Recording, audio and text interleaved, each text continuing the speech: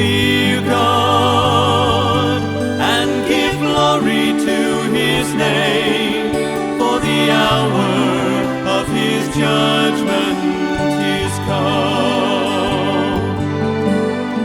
Fear God, let all heaven and earth proclaim, we will worship Him and praise His holy name. There is a power with the lion's mighty roar, who's seeking to destroy us, to bind us evermore. And there's a Lamb who upon a cross was slain, who died to redeem us, to restore us once again. But oh, how long will we resist His call to come out from the world and follow Him? In God's word there are a people, we are told, who stand purified, who only live for Him. Fear God and give glory to His name, for the hour of His judgment is come. Fear God, let all heaven and earth proclaim, we will worship Him and praise His holy name. Olá, seja bem-vindo ao canal Adventismo Vivo.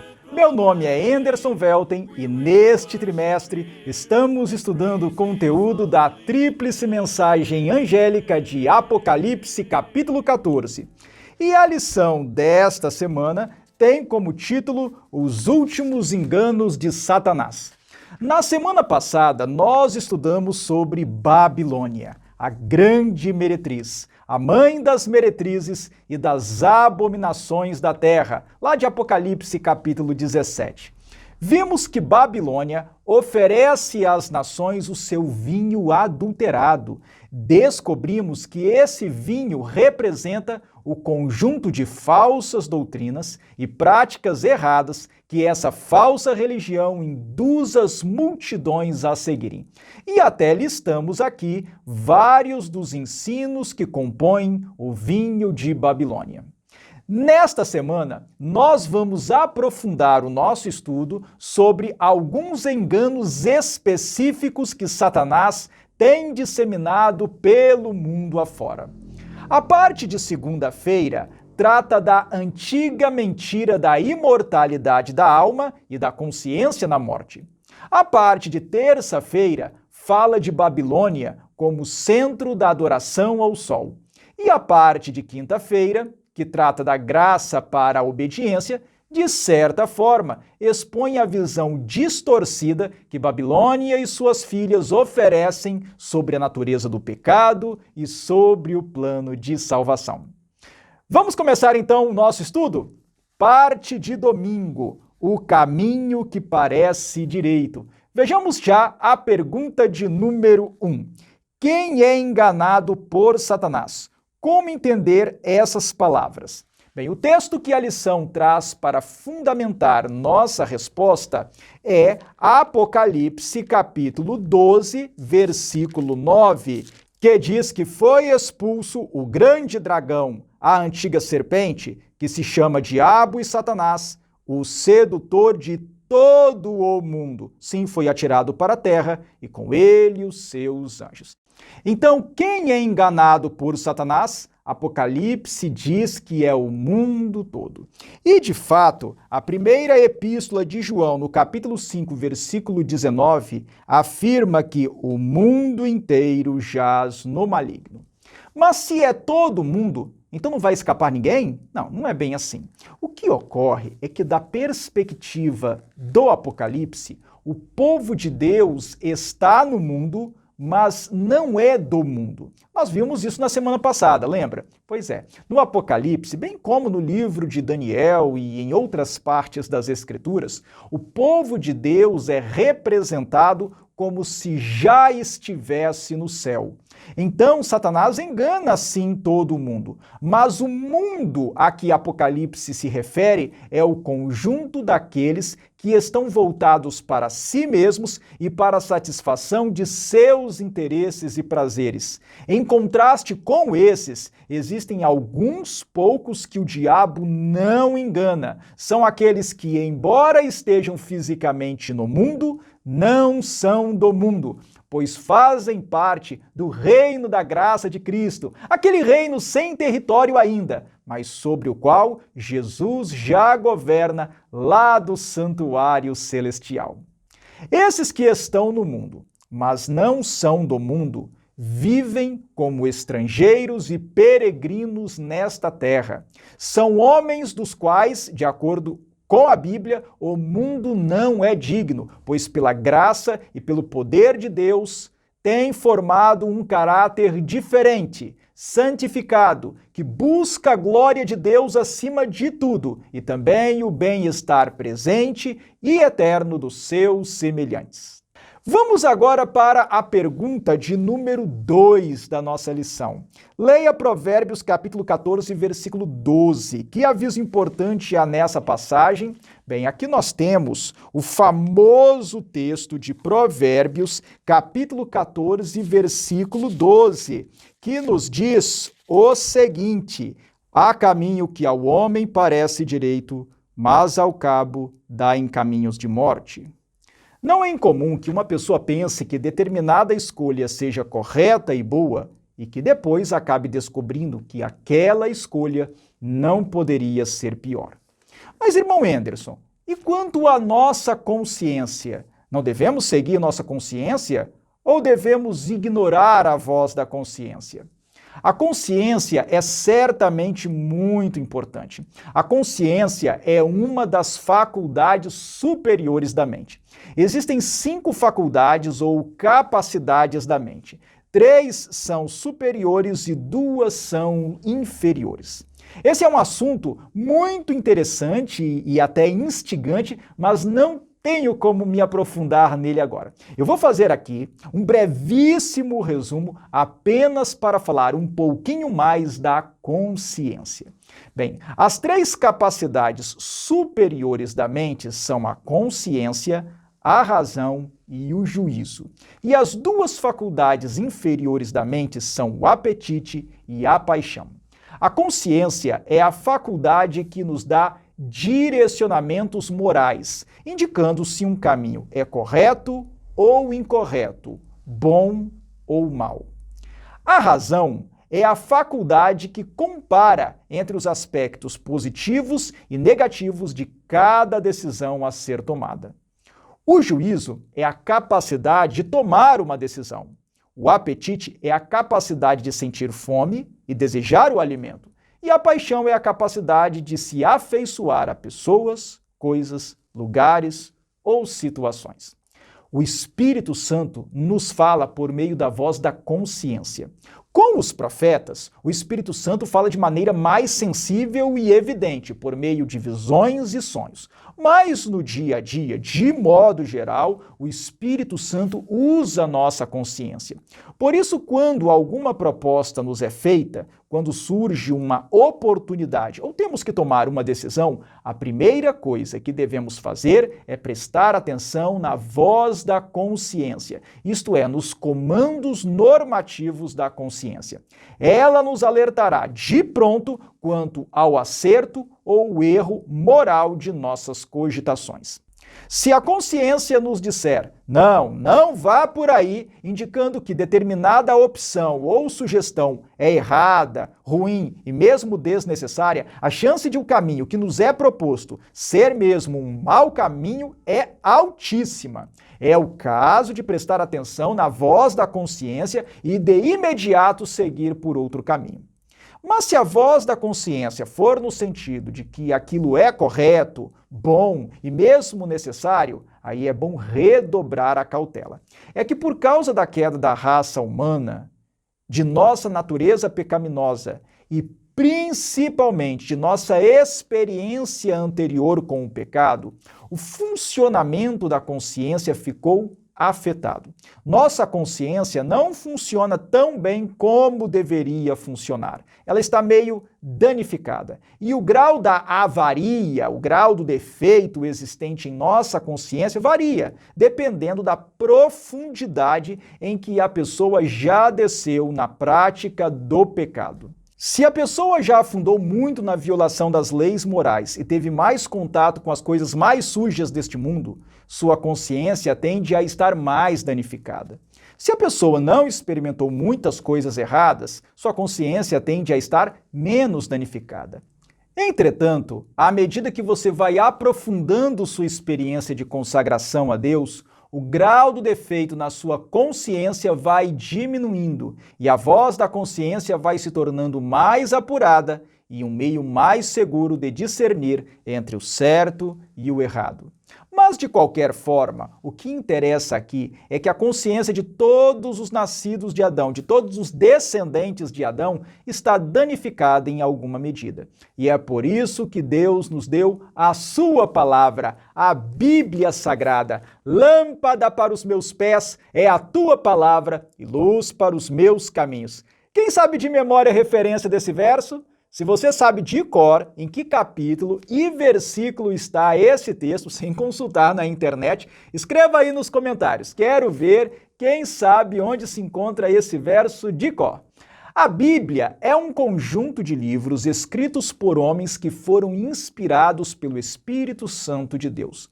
Por isso, nós consideramos a Bíblia como a palavra de Deus. Somos orientados a estudar a Bíblia para descobrir nela o bom caminho e qual é a verdade sobre as coisas que dizem respeito à nossa salvação eterna. É pela Bíblia que podemos discernir os enganos de Satanás e identificar o que seja o vinho de Babilônia.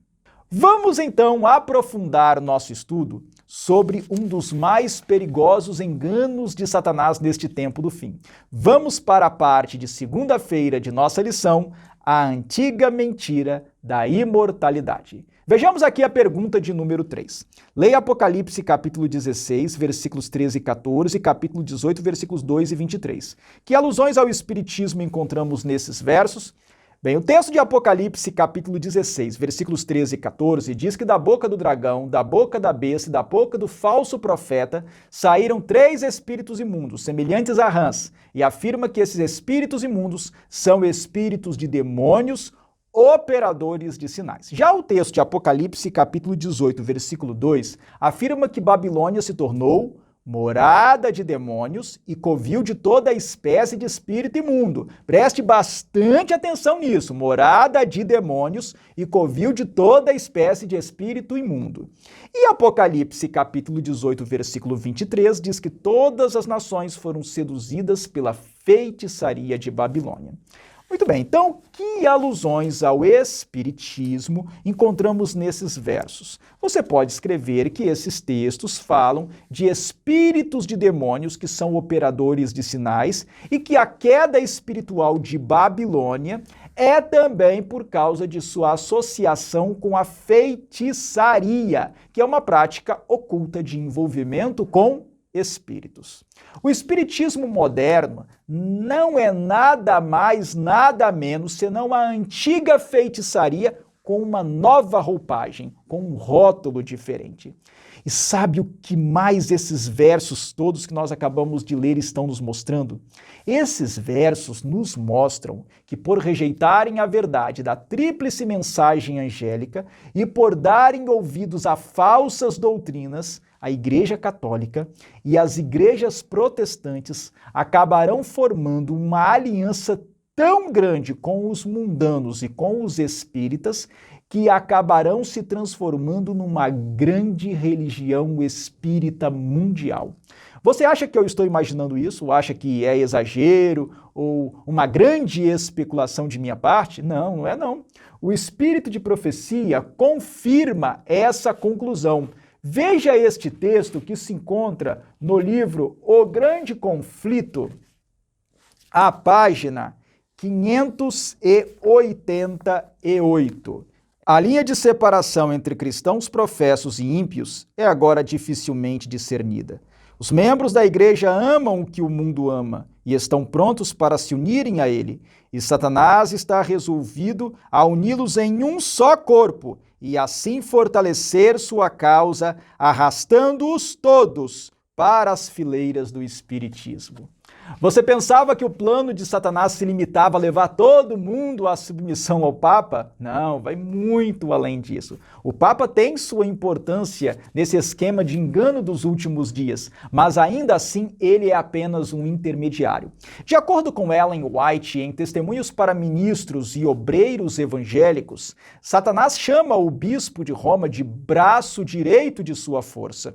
Porém, Satanás deseja controle direto sobre as próprias mentes das pessoas. Por isso, o seu verdadeiro plano é trazer todos, católicos, evangélicos e mundanos, para as fileiras do espiritismo, fazendo surgir uma grande religião espiritualista mundial. Mas eu sei que alguns podem estar pensando neste momento: irmão Anderson, na minha opinião, a Igreja Católica e as igrejas protestantes, de certa forma, já são espíritas. Todas elas creem na imortalidade da alma. Os católicos até rezam pelos mortos. Então, bem, eu sei disso, meu irmão, mas ainda não é o que Satanás quer, pois ele quer mais, ele quer muito mais. Ele quer um envolvimento mais direto de todos com os seus anjos das trevas. Você já leu, por acaso, o livro Enganado pela Nova Era, de Will Barron? É um livro fantástico, que foi publicado durante alguns anos pela Casa Publicadora Brasileira. Eu já perdi as contas de quantas vezes eu já li esse livro. Nele, Will Barron narra a sua incrível experiência mística. Ele mostra como foi enredado pela grande teia do engano do espiritualismo do movimento Nova Era e depois como se tornou um cristão pentecostal, mesmo ainda praticando a meditação transcendental. Ele continuou servindo aos espíritos até ser resgatado do engano graças ao espírito de profecia. Aliás, ele deu seu testemunho lá no canal da irmã Adriana Maia. Vale a pena você conferir. E eu citei o livro Enganado pela Nova Era, de Will Barron, porque lá ele fala que o plano de Satanás é levar todas as igrejas cristãs para o engano do espiritualismo. É isso que ele quer. E ele não está interessado em levar apenas católicos e evangélicos para o espiritualismo, não. Ele quer muito mais que isso. Na verdade, Satanás quer atrair e enlaçar com a sedução do espiritismo a todos. E uma de suas estratégias na atualidade é levar as pessoas primeiramente ao ateísmo, ao ceticismo ou ao agnosticismo. Ou seja, primeiro Satanás leva a pessoa a descrer da Bíblia, de Cristo, dos mandamentos de Deus e das promessas do Evangelho. E aí, como resultado, surge nessa pessoa um vazio existencial tão profundo. Ela perde a tal ponto o sentido da vida que passa a buscar desesperadamente um meio de preencher esse vazio. E é aí, então, que ela é levada ao espiritismo em alguma de suas mais variadas formas. O espiritismo tem uma aparência científica, porque prega a evolução do espírito, algo que lembra um pouco a evolução das espécies de Charles Darwin. Dessa forma, a pessoa pode se achar superior às outras, porque do seu ponto de vista, ela não está dando ouvidos às superstições bobas das religiões tradicionais, mas está aderindo a uma teoria com base supostamente científica. E é claro que isso é um grande equívoco. Além disso, o Espiritismo tem sua própria mensagem de salvação, não pela graça, não pela fé, nem pela obediência a Deus, mas pelas próprias obras, por meio de um processo de sucessivas reencarnações. Com a crença na reencarnação, as pessoas massageiam seu ego, pois são levadas a pensar que elas mesmas vão fazer o seu caminho até Deus, progredindo espiritualmente ao adquirir uma consciência superior do bem e ao pagar por seus erros mediante o próprio sofrimento em vidas sucessivas.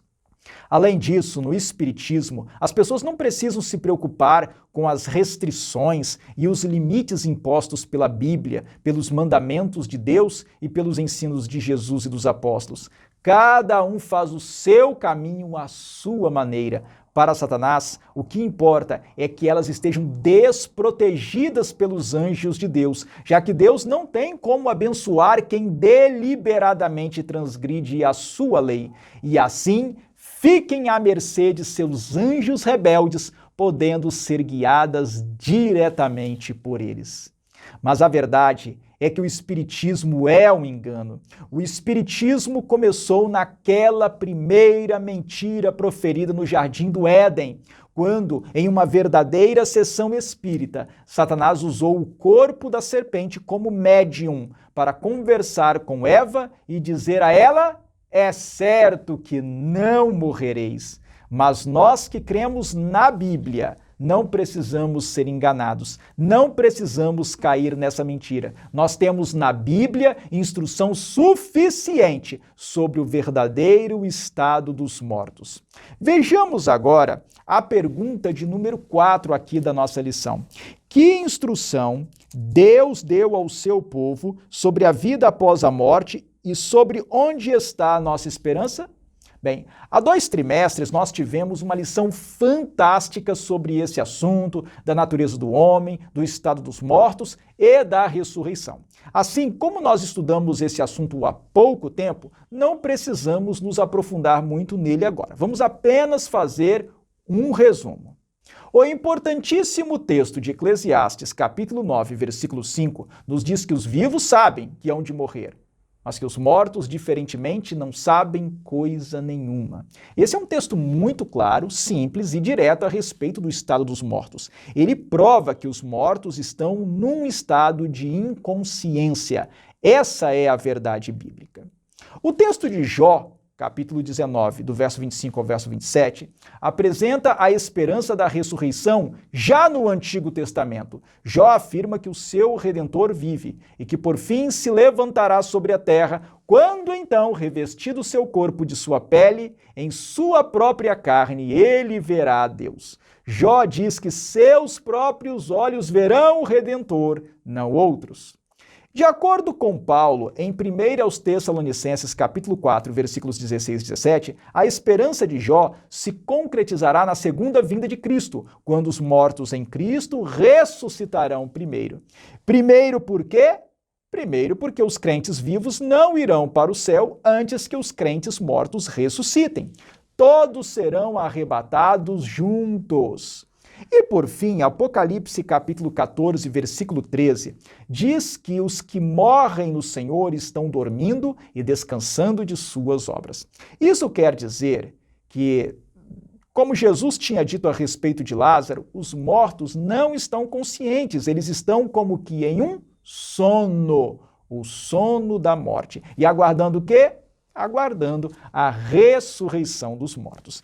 Então você pode responder aí na lição que esses versos ensinam que os mortos não sabem coisa nenhuma, mas que haverá uma ressurreição dos mortos por ocasião da volta de Jesus e que essa é a nossa verdadeira esperança, a esperança do cristão. Tanto é assim que até mesmo o credo dos apóstolos, ou símbolo dos apóstolos, que é adotado pela Igreja Católica e pela Igreja Luterana, dentre outras denominações, e que foi elaborado provavelmente a partir do século II da era cristã, não fala expressamente de alma imortal, mas sim da ressurreição dos mortos. O que diz esse credo? Creio no Espírito Santo, na Santa Igreja Católica ou na Santa Igreja Cristã, varia aí conforme a denominação, na comunhão dos santos, na remissão dos pecados, na ressurreição da carne. A ressurreição da carne é a verdadeira doutrina bíblica. Mas falando agora um pouquinho mais de Apocalipse, capítulo 14, versículo 13, você já parou para pensar na importância desse verso? Esse verso é importante por diferentes razões. Uma das razões é que nele há uma bênção especial sobre os que morrerem a partir da proclamação da tríplice mensagem angélica. Veja aí o que o texto diz. Vamos ler Apocalipse capítulo 14, versículo 13. Diz o seguinte: Então ouvi uma voz do céu dizendo: Escreve, bem-aventurados os mortos que desde agora morrem no Senhor. Sim, diz o Espírito, para que descansem das suas fadigas, pois as suas obras os acompanham. Então veja que o texto diz que são bem-aventurados os que desde agora morrem no Senhor. Isto é, desde o início da pregação das mensagens dos 3 anjos. Esse agora quer dizer a partir da proclamação da tríplice mensagem angélica, ou seja, a partir de 1844. E sabe por que os que morrem no Senhor desde 1844 são especialmente bem-aventurados? É porque os que tiverem conhecido, aceitado e sido fiéis às mensagens proclamadas pelos 3 anjos, guardando os mandamentos de Deus e exercendo a fé de Jesus, esses farão parte da ressurreição parcial ou especial. Mas qual é a diferença ou vantagem de fazer parte da ressurreição especial? Bem, não é o assunto da lição desta semana, mas eu vou aproveitar para explicar isso aqui, porque frequentemente esse ponto fica obscuro quando alguns irmãos tratam do tema. É o seguinte: os que fizerem parte da ressurreição parcial ou especial terão o privilégio de ver todo o processo do aparecimento de Jesus em sua segunda vinda. Eles ressuscitarão um pouco antes da volta de Jesus, talvez alguns dias, eu não sei. Quanto tempo antes exatamente a gente não sabe, não está claramente revelado. Mas o que importa é que eles ressuscitarão um pouquinho antes da volta de Jesus e verão a sequência final dos últimos acontecimentos. Eu falo do final do derramamento das 7 últimas pragas e também dos atos miraculosos de Deus por ocasião do livramento de seu povo da terrível perseguição. Eles também verão o surgimento da pequena nuvem negra, do tamanho da metade da mão de um homem, no lado do nascente do sol, crescendo cada vez mais e mais à medida que se aproxima da terra, até se transformar numa grande nuvem branca, que na verdade não é apenas uma nuvem, mas um fantástico carro formado por uma plataforma de cristal, querubins e rodas e permeado de nuvens e raios. É aquela estrutura que aparece lá em Ezequiel capítulos 1 e 10. Já os que fizerem parte da grande ressurreição dos justos, que é a ressurreição da vida, também chamada de primeira ressurreição, esses não verão todo esse processo, não. Quando os santos mortos forem chamados à vida por ocasião da primeira ressurreição, e eles ressuscitarem, eles já verão Jesus nos ares, em cima da grande nuvem branca, acompanhado dos exércitos celestiais de santos anjos. Mas você pode estar se questionando, mas por que os que morreram crendo, pregando e praticando as verdades ensinadas nas mensagens dos 3 anjos terão esse privilégio de ressuscitar um pouquinho antes para ver todo o processo do aparecimento de Jesus? Aí eu vou explicar. É porque essas pessoas foram fiéis e fizeram a sua parte na pregação da tríplice mensagem angélica de Apocalipse capítulo 14. Elas falaram ao mundo da breve volta de Jesus, viveram nessa esperança e nessa expectativa. E se Jesus não voltou tão cedo quanto elas esperavam, não foi por sua culpa. Elas fizeram a parte que lhes cabia e por isso Deus quer dar a elas um prêmio especial. E sabe qual é esse prêmio? Fazer parte do grupo dos santos vivos, isto é, daqueles que já estarão vivos quando Jesus aparecer nas nuvens dos céus. Mas Apocalipse capítulo 14, versículo 13, tem também outra importância e propósito. Como eu já destaquei, esse verso confirma o entendimento de que os mortos estão dormindo, inconscientes até a ressurreição.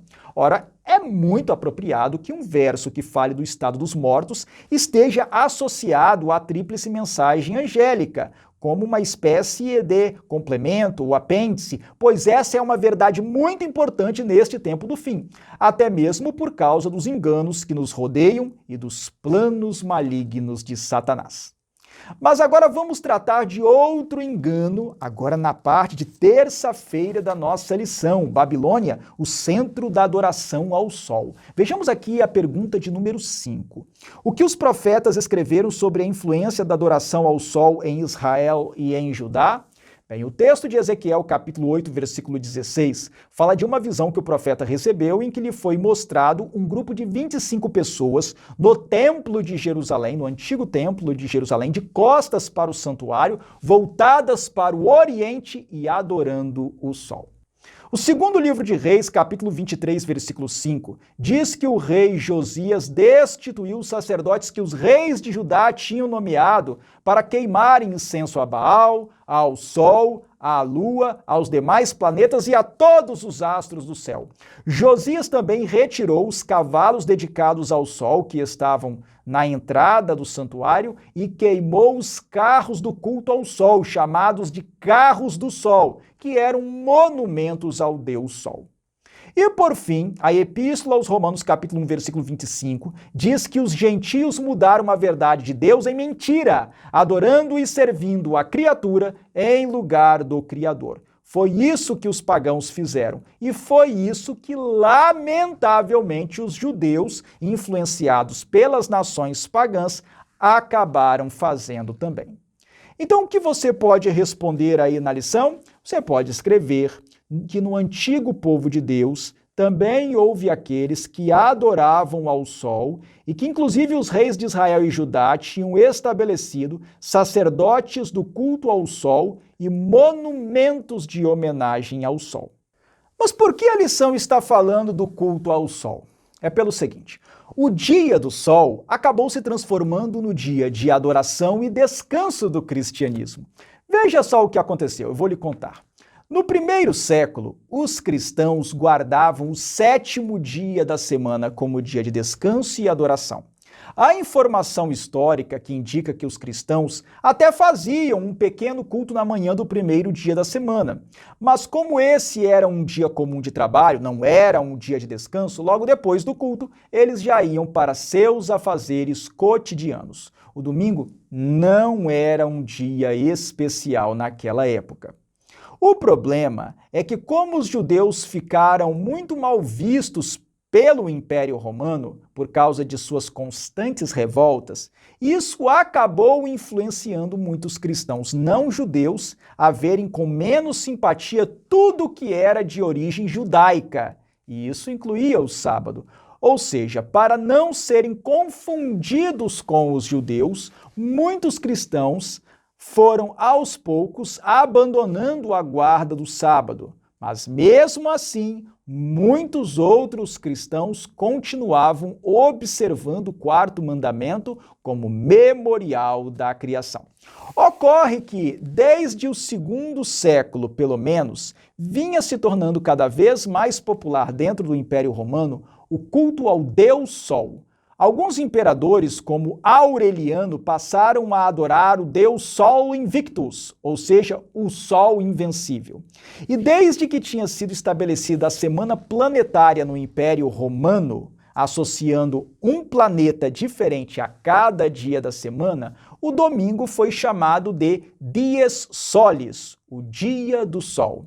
Essa associação entre o Sol e o domingo permaneceu em algumas línguas, como é o caso do inglês, Sunday, e o alemão, Sonntag.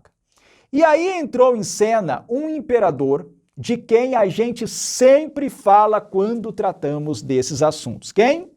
O imperador Constantino. E por que sempre falamos dele? Por dois motivos. Bem, em primeiro lugar, porque o imperador Constantino e seu colega imperador Licínio assinaram no ano 313 d.C. o Edito de Tolerância de Milão, dando liberdade de culto a todos os cristãos.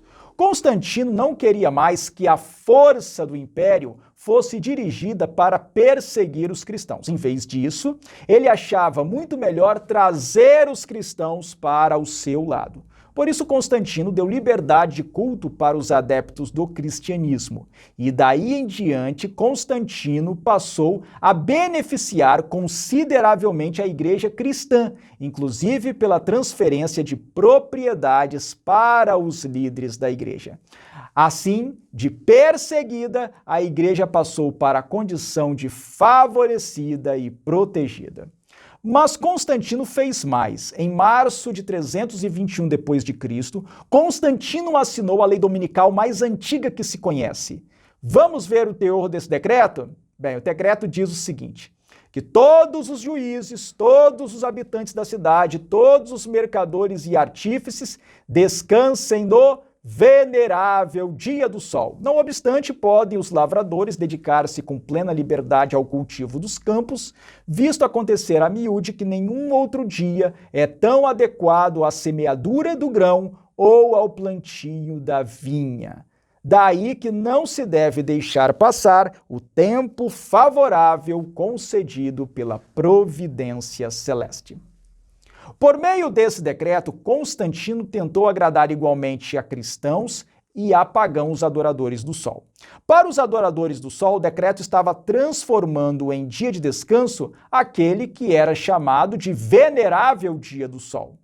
Para os cristãos, por sua vez, o decreto estava transformando em dia de descanso aquele dia em que Jesus tinha ressuscitado e no qual eles já tinham há bastante tempo o costume de fazer um pequeno culto pela manhã antes de começarem suas atividades corriqueiras. Depois desse decreto, cada vez mais o sábado do sétimo dia foi perdendo prestígio e importância, e o primeiro dia da semana, o dia do sol, foi ganhando destaque, até que a igreja, já corrompida, proibiu a guarda do sábado e tornou obrigatória a guarda do domingo. Esse foi o processo gradual da mudança do sábado do sétimo dia como dia de descanso e adoração para o domingo, o primeiro dia da semana. A lição traz aí, na parte de quarta-feira, as palavras proferidas em 13 de novembro de 1893 pelo ministro batista Edward Hiscox. Ele declara: que pena que o domingo tenha vindo carimbado com a marca do paganismo e sido batizado com o nome do Deus Sol, depois adotado e sancionado pela apostasia papal e transmitido como um legado sagrado ao protestantismo. Entretanto, o povo do Senhor é chamado a não seguir tradições humanas e conveniências políticas e sociais em detrimento da vontade de Deus. Nós devemos nos apegar ao ensino das Escrituras. Não há nenhum verso em todo o Novo Testamento que diga que Jesus tenha transferido a guarda do sábado para o domingo. Também não existe nenhum texto bíblico que diga que os apóstolos tenham realizado essa transferência. Por isso, nós devemos guardar e santificar o dia que o Senhor abençoou e separou como seu santo dia. Agora, continuando aqui na parte de quarta-feira, que tem como título Um Chamado à Fidelidade, vejamos a pergunta de número 6. Leia Ezequiel, capítulo 20, do versículo 1 ao versículo 20. Qual é a essência da mensagem de Ezequiel nessa passagem e como o sábado se enquadra nesse chamado à fidelidade? Nesse texto, os anciãos do povo foram consultar o Senhor por meio do profeta Ezequiel. Mas Deus se recusou a ser consultado por aquele povo, porque eles transgrediam os mandamentos, praticavam a idolatria e especialmente profanavam o santo sábado.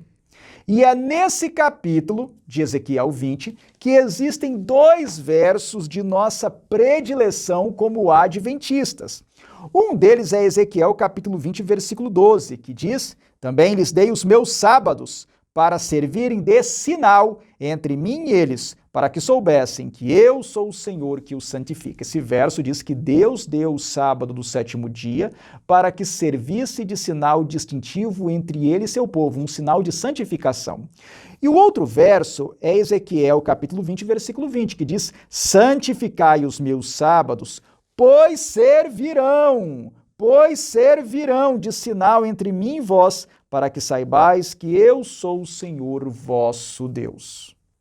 Esse verso nos conclama a santificar o sábado do Senhor, o que significa que devemos tratá-lo como um dia verdadeiramente especial, separado, diferente dos demais. E Deus ainda alerta que os seus sábados servirão, observe isso, de sinal entre ele e seu povo. Nós sabemos que virá uma grande crise, em que os fiéis serão perseguidos por guardarem o verdadeiro sábado do Senhor. Para estarmos prontos para esse tremendo momento de crise, nós não podemos ser arrogantes e confiar em nossa força. Nós precisamos aprender hoje a confiar em Deus, a obedecer a Ele sob quaisquer circunstâncias pela fé, para podermos permanecer firmes e inabaláveis no tempo da opressão e perseguição. E para isso, nós precisamos tanto entender como experimentar a graça que nos conduz à obediência. Sigamos então para a parte de quinta-feira aqui da nossa lição, graça para a obediência. Vamos para a pergunta de número 7. Leia Apocalipse capítulo 18, versículos 4 e 5. Qual é o apelo de Deus para as multidões que ainda estão em organizações religiosas caídas? O que é que Deus diz para os que estão na igreja caída mãe e nas igrejas caídas filhas? Sai dela, povo meu. Babilônia é como um nome de família. Existe a Babilônia mãe e existem as Babilônias filiais. E sabemos que há muitos sinceros ainda em Babilônia.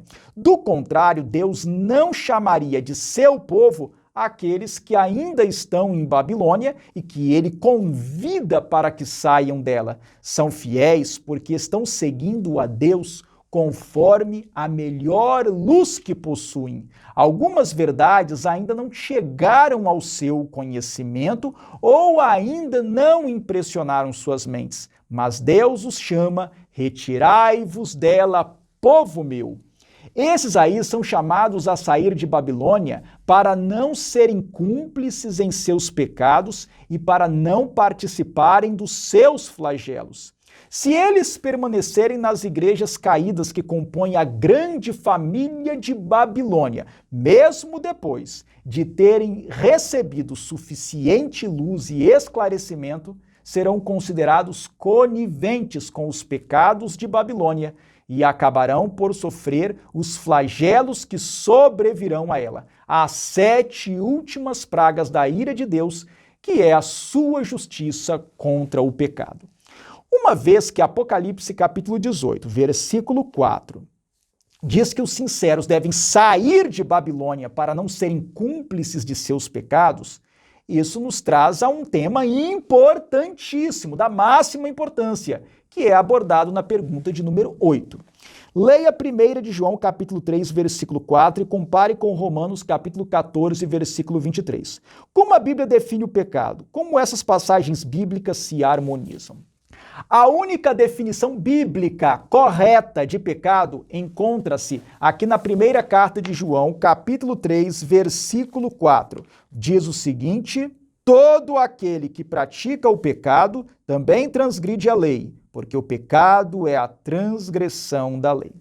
Algumas pessoas, por não entenderem o que significa a palavra definição, dizem que a Bíblia tem muitas definições de pecado e que 1 de João, capítulo 3, versículo 4, não é a única. Mas elas não estão entendendo bem o assunto. Em parte, a confusão que alguns irmãos fazem é porque eles veem na Bíblia diferentes termos que expressam a ideia de pecado e chamam isso de diferentes definições de pecado. Por exemplo, Levítico capítulo 16, versículo 21, fala de iniquidades, transgressões e pecados. Aí alguns acham que isso são diferentes definições de pecado, mas não são, não. Outros listam os diferentes vocábulos hebraicos e gregos que são usados nas escrituras do Antigo e do Novo Testamento para transmitir a ideia de pecado e chamam isso de diferentes definições de pecado. Mas esses termos todos não são diferentes definições de pecado. No geral, são apenas termos sinônimos que são usados nas línguas originais da Bíblia para falar do pecado. Mas definição, veja bem, definição é outra coisa bem diferente. Definição é uma proposição, ou seja, é uma oração, uma sentença que expõe com clareza e exatidão as características genéricas e diferenciais de uma coisa. Isso é definição. A definição precisa ter um sujeito, que é o termo a ser definido, um verbo de ligação, por exemplo, o verbo ser ou o verbo consistir, e o predicativo, que consiste no conjunto das características que distinguem a coisa definida de todas as demais. Por exemplo, qual é a definição de carro? Se alguém disser veículo, estará errado. Veículo não é definição de carro. Veículo, quando muito, poderia ser considerado um sinônimo de carro, mas não é sua definição. Na verdade, o carro é uma espécie de veículo. Mas a definição mesmo de carro, é que se trata de qualquer veículo de rodas usado para transportar pessoas ou cargas. Isso é uma definição. Então eu volto a dizer, a definição precisa ter um sujeito, que é o termo a ser definido, um verbo de ligação, ser, consistir, e o conjunto de características que descrevem a coisa definida. Por isso é que a única definição de pecado na Bíblia é a que está aqui na primeira epístola de João, capítulo 3, versículo 4. Pois esse texto é o único em toda a Bíblia que traz a palavra pecado como termo a ser definido, um verbo de ligação, é, e aquilo que o pecado realmente é, a transgressão da lei. Temos aí as três partes essenciais de uma verdadeira definição. O pecado é a transgressão da lei. Mas a lição também citou Romanos, capítulo 14, versículo 23. Vamos ver o que está escrito nesse verso? Diz o seguinte, aqui em Romanos, capítulo 14, versículo 23. Mas aquele que tem dúvidas é condenado se comer, porque o que faz não provém de fé, e tudo que não provém de fé é pecado. E aí alguns dirão, olha aí, nós não dissemos que 1 de João 3,4 não é a única definição de pecado na Bíblia? Romanos capítulo 14, versículo 23, também traz uma definição de pecado. Tudo que não provém de fé é pecado. Mas, meu irmão, isso não é uma definição de pecado. Na definição, o termo a ser definido tem de ser o sujeito da oração. Vamos de novo ao exemplo que eu dei. Carro é qualquer veículo de rodas usado para transportar pessoas ou cargas. Nesse exemplo, a palavra carro é o sujeito da oração, é o termo carro que está sendo explicado, que está sendo definido. Em Romanos capítulo 14, versículo 23, o termo pecado não está sendo definido. Veja que pecado aqui não é o sujeito da oração. E isso pode ser demonstrado pelo grego, pelo texto grego. No texto grego, o trecho tudo o que não provém de fé é pecado está assim. Panderho uk ek pisteos hamartia estin. Existe uma regra em grego que diz que quando dois substantivos são conectados por um verbo de ligação, que no caso é o verbo eimi, e um tiver artigo e o outro não, o sujeito da oração será aquele que tiver o artigo. Só para você entender, em português, os artigos definidos são o, a, os, as. No texto grego de Romanos, capítulo 14, versículo 23, a palavra hamartia, que significa pecado, não está precedida de artigo, ela não tem artigo antes. Isso quer dizer que nesse verso a palavra pecado não é o sujeito da oração, não é aquilo que está sendo definido. Logo, Romanos capítulo 14, versículo 23, não traz uma definição de pecado. Mas aí você poderá dizer, ô irmão, mas grego, Como que eu vou explicar isso na unidade de escola sabatina? Alguns irmãos não estão sabendo nem o português, que tirar o grego. Eu sei, meu irmão, eu sei. Eu não estou dizendo para você explicar tudo isso na unidade, não. Eu sei que não é viável, nem eu conseguiria explicar isso desse jeito na unidade de escola sabatina. Mas aqui no canal, eu preciso dar essa explicação um pouco mais aprofundada, pois algumas pessoas poderão ficar em dúvida e precisamos tentar sanar aqui a dúvida.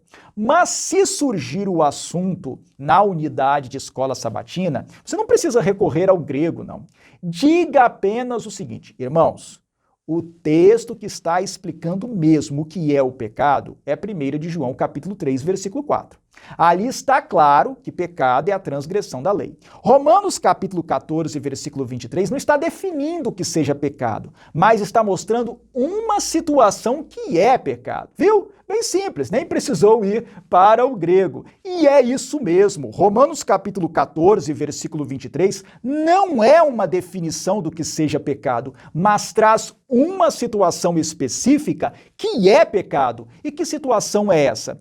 Fazer algo que tenha implicações morais ou espirituais em dúvida. Quando Paulo diz que tudo que não provém de fé é pecado, pelo contexto, nós vemos que o que ele está querendo dizer é que tudo que não provém de convicção é pecado. E por quê? Imagine que você esteja em dúvida quanto a se determinado salgadinho tenha ou não carne de porco no seu recheio. Você está em dúvida. Você deve comer ou não? Não deve comer, claro que não. E se você comer? Já terá pecado. Mesmo que no final das contas o salgadinho não tivesse carne de porco? Sim, exatamente. Mesmo que não tivesse carne de porco. Mas por quê? Porque quer dizer que você colocou o seu desejo de comer aquele bolinho acima de sua lealdade a Deus. Se tivesse carne de porco, você teria comido de qualquer jeito. Esse é o problema. Da mesma forma, Tiago capítulo 4, versículo 17, também não traz uma definição de pecado. A lição não aborda o texto de Tiago capítulo 4, versículo 17. Mas como esse verso é frequentemente citado quando se discute esse tema, eu preciso comentá-lo. Tecnicamente, o único texto na Bíblia que realmente traz a definição de pecado é 1 de João, capítulo 3, versículo 4. Mas Tiago, capítulo 4, versículo 17, nos ajuda a entender uma situação que também é pecado. O texto diz: portanto, aquele que sabe que deve fazer o bem e não faz, nisso está pecando. Se você sabe o bem que deve praticar, mas não o pratica, isso você já está pecando. Mas por quê? Porque se o bem que você sabe que deve fazer e não faz é dirigido a Deus, então você não está amando a Deus sobre todas as coisas e está tendo a si mesmo como Deus além do nosso Senhor. Portanto, você está transgredindo a lei de Deus. Da mesma forma, se você sabe o bem que deve fazer ao seu semelhante e não o faz, está deixando de amar ao seu próximo como a si mesmo. Portanto, está transgredindo a lei também. As situações de Romanos capítulo 14, versículo 23 e Tiago capítulo 4, versículo 17 estão inseridas dentro da previsão maior da primeira carta de João capítulo 3, versículo 4. Não há nenhum mal que se possa praticar que não se encaixe em 1 de João 3, 4. Por isso é que 1 de João 3, 4, o pecado é a transgressão da lei, é a única verdadeira definição bíblica de pecado. E o Espírito de profecia confirma essa nossa conclusão. Aliás, se existe uma verdade que a mensageira do Senhor enfatizou muitas vezes, foi justamente essa, a de que a única definição de pecado na Bíblia é que o pecado é a transgressão da lei. Ela fala isso várias vezes nos seus escritos. Eu vou mostrar para você alguns exemplos. Veja este texto aqui, do livro O Grande Conflito, à página 492. Ellen White diz o seguinte: nossa única definição de pecado é a que é dada na palavra de Deus. É quebrantamento da lei. É o efeito de um princípio em conflito com a grande lei do amor, que é o fundamento do governo divino.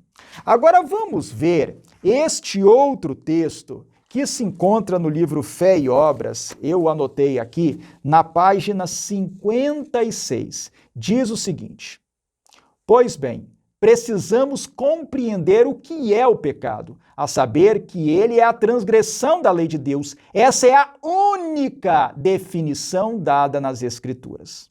Vejamos agora esta citação de Mensagens Escolhidas, volume 1, a página 320. Veja só o que Ellen White declara a esse respeito.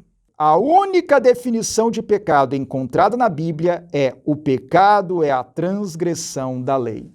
E por fim, temos este outro texto aqui do livro No Deserto da Tentação, a página 90, que diz o seguinte: o apóstolo nos dá a verdadeira definição de pecado. O pecado é a transgressão da lei. Esses são apenas alguns exemplos. Existem outros textos do Espírito de Profecia ressaltando que a única e verdadeira definição de pecado na Bíblia é que o pecado é a transgressão da lei. Mas aí talvez alguém esteja pensando: mas irmão, você está dando a entender que pecados sejam apenas nossos atos, coisas exteriores. Mas isso não é verdade. O pecado é algo muito mais grave, muito mais profundo. Diz respeito também aos nossos pensamentos e aos nossos sentimentos mais íntimos. Eu sei, meu irmão, eu não estou contrariando isso, não, eu sei disso. É claro que o pecado não se limita ao que é exterior. Mas entenda o seguinte: a única definição de pecado na Bíblia é que o pecado é a transgressão da lei. Isso está provado pelas Escrituras e pelo Espírito de Profecia. Mas o que todos nós precisamos entender é o que é verdadeiramente a lei. A lei é espiritual. Paulo diz isso em Romanos capítulo 7, versículo 14. A lei não se restringe ao que é exterior. Não devemos interpretar a lei de maneira superficial e limitada, pois a lei de Deus rege não somente nossas ações, mas também nossas palavras e mesmo os nossos pensamentos e sentimentos. Veja este texto do Espírito de Profecia que se encontra no livro Mensagens Escolhidas, volume 1, à página 211. Diz a pena da inspiração: a lei de Deus, como é apresentada nas Escrituras, é ampla em suas reivindicações. Cada um de seus princípios é santo, justo e bom. A lei coloca os homens sob obrigação a Deus, alcança os pensamentos e a sensibilidade e produzirá convicção de pecado em todo aquele que tenha ciência de ter transgredido suas reivindicações. Se a lei alcançasse apenas a conduta exterior, os homens não seriam culpados em seus maus pensamentos, desejos e desígnios. Mas a lei requer que a própria alma seja pura e a mente santa para que os pensamentos e a sensibilidade estejam de acordo com a norma de amor e justiça. Em seus ensinos, Cristo mostrou de quão vasto o alcance são os princípios da lei pronunciada do Sinai. Fez ele uma aplicação viva dessa lei, cujos princípios permanecem para sempre, a grande norma de justiça, norma pela qual todos serão julgados naquele grande dia em que se assentar o juízo e os livros forem abertos. Veio ele para cumprir toda a justiça e, como cabeça da humanidade, mostrar ao homem que ele pode fazer a mesma obra, satisfazendo a todas as especificações dos reclamos de Deus. Pela medida da graça que ele concede ao instrumento humano, ninguém precisa perder o céu. A perfeição de caráter é alcançável por todo aquele que nela se empenha. Observe então que a lei de Deus é espiritual, ela é ampla e de vasto alcance, abrange nossos pensamentos e nossas palavras também. Por isso a ideia que alguns têm de que a definição da primeira epístola de João, capítulo 3, versículo 4, se restringe ao que é exterior, é uma falsa impressão, não é verdade. Se a lei é espiritual, se ela é profunda e abrangente, se ela rege nossas palavras e mesmo nossos pensamentos, isso significa que se a pessoa aceita uma sugestão maligna e se demora em um mau pensamento, isso também é transgressão da lei e se encaixa com precisão na definição de 1 de João, capítulo 3, versículo 4.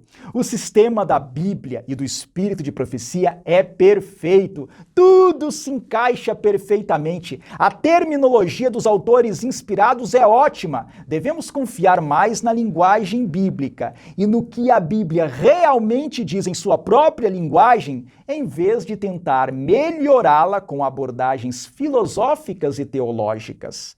De fato, a lei é espiritual. Interpretados da maneira correta, levando em consideração tudo o que a Bíblia ensina, pois tudo o que vem da boca de Deus é lei de Deus também, os preceitos da lei de Deus regem toda a nossa vida e todo o nosso ser.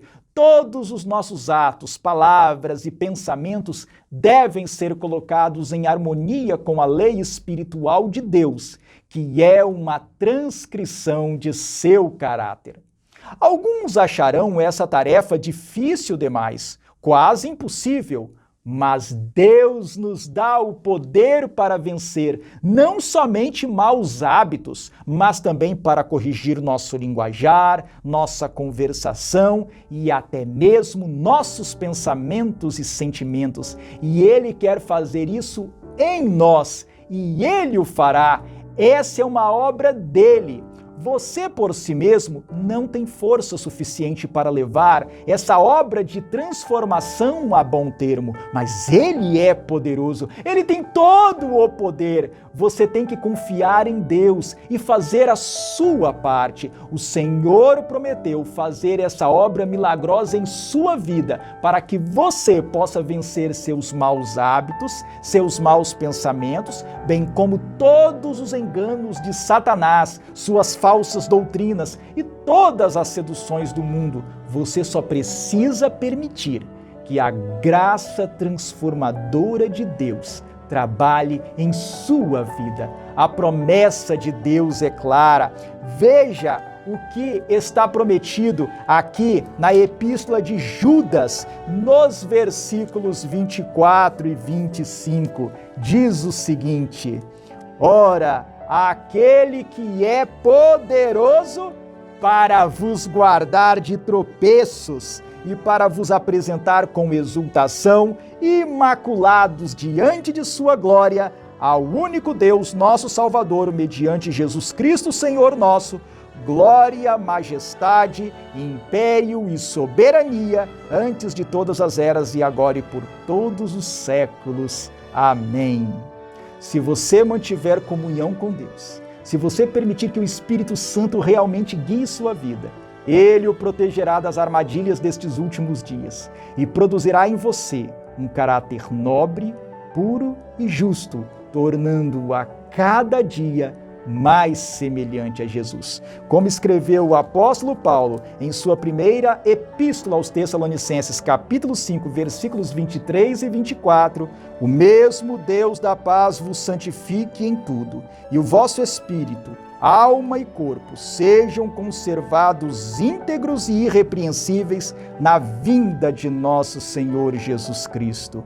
Fiel é o que vos chama, o qual também o fará.